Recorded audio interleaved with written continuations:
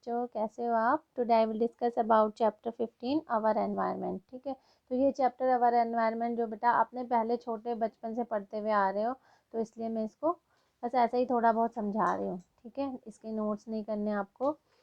तो एनवायरनमेंट तो आपको पता ही है ना। Sum total of all external conditions and influences that affect life and development of an organism, इसको क्या कहते हैं? एनवायरनमेंट। एनवायरनमेंट क्या, ये बायोटिक होता है, बायोटिक और अबायोटिक। ठीक है, और तीसरा इकोसिस्टम। ठीक है, तो बायोटिक तो आपको पता ही है, लिविंग ऑर्गेनिज्म जो होते हैं एनवायरनमेंट में उनको क्या कहते हैं? बायोटिक कंपोनेंट कहते हैं। जैसे कि क्या हो गया, प्लांट्स हो गए, एनिमल्स हो गए। इसी तरह से अबायोटिक कंपोनेंट किसको कहते हैं? जो नॉन लिविंग पार्ट होता है किसका? एनवायरनमेंट का, जैसे कि एयर, वाटर, सॉयल, है ना। अब है इकोसिस्टम। इकोसिस्टम क्या होता है? Structural and functional unit of biosphere. ठीक है ना, comprising of all interacting organism and non living constituents of an area. जैसे कि क्या हो गया, फॉरेस्ट हो गया, डेजर्ट हो गया, पॉन्ड हो गया, है ना। तो ये तो सब क्या है? नेचर, क्या नेचर इकोसिस्टम। ठीक है, या नेचुरल इकोसिस्टम। तो ये फॉरेस्ट, डेजर्ट, पॉन्ड जो होता है नेचुरल इकोसिस्टम होता है। एक्वेरियम जो होता है वो क्या होता है? आर्टिफिशियल इकोसिस्टम होता है। ठीक है, क्रॉप फील्ड, गार्डन, ये सब क्या है? Artificial ecosystem. ठीक है, और एनवायरनमेंट में क्या होता है? बायोडिग्रेडेबल सब्सटेंस होते हैं, नॉन बायोडिग्रेडेबल सब्सटेंस होते हैं। बायोडिग्रेडेबल सब्सटेंस और नॉन बायोडिग्रेडेबल तो आप बहुत पहले से पढ़ते हुए आ रहे हो छोटी क्लासेस से, है ना। जो बायोडिग्रेडेबल सब्सटेंस होते हैं वो क्या हो जाते हैं? ब्रोकन डाउन हो जाते हैं सिंपल और हार्मलेस सब्सटेंस में, है ना, माइक्रो ऑर्गेनिज्म के थ्रू। तो और नॉन बायोडिग्रेडेबल जो होते हैं वो क्या होते हैं? वो can not be broken into simple harmless substance in nature. ठीक है, अब बायोटिक जो कंपोनेंट होते हैं, बायोटिक कंपोनेंट क्या होगा? वो प्रोड्यूसर्स पढ़ते पहले जो क्या करते हैं, जैसे कि ऑर्गेनिज्म विच प्रोड्यूस फूड, जैसे कि क्या, प्लांट हो गया, है ना। और किसकी प्रोसेस से? फोटोसिंथेसिस की प्रोसेस से करते हैं। कंज्यूमर्स जो किस पे डिपेंड होते हैं? अदर पे डिपेंड होते हैं, है ना, विच डिपेंड अपॉन प्रोड्यूसर्स, तो वो क्या कहलाते हैं? कंज्यूमर्स कहलाते हैं, जैसे कि टाइगर। ठीक है, decomposers, micro organism that obtain energy from chemicals derived by breaking down of dead organic matter. ठीक है, जैसे कि क्या हो गया, बैक्टीरिया एंड फंजाई हो गया। ठीक है, कंज्यूमर जो होते हैं वो क्या छोटी क्लासेस में पढ़ा आप होगा आपने, हार्बीवोर्स, कार्निवोर्स एंड ओमनिवोर्स।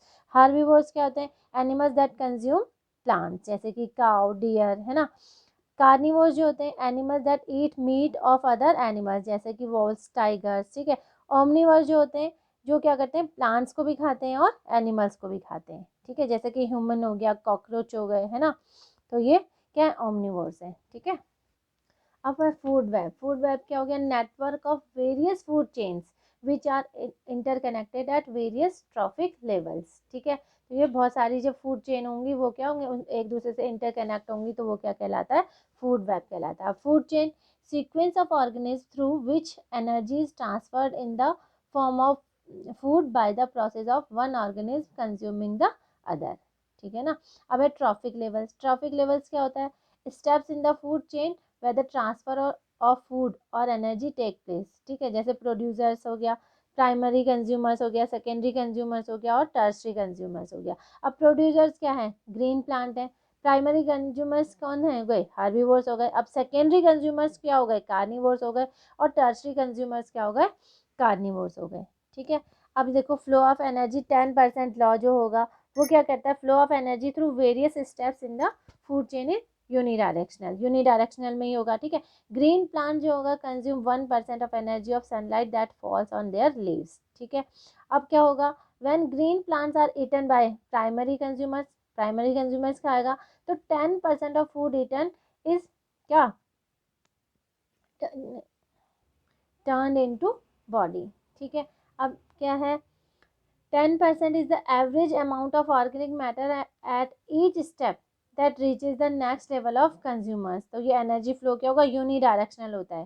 ठीक है, लाइट एनर्जी, बायोटिक, फिर हीट एनर्जी, इसी तरह से ये बायोटिक, अबायोटिक कम्युनिटी, कम्युनिटी, इस तरह से ये चलता रहता है।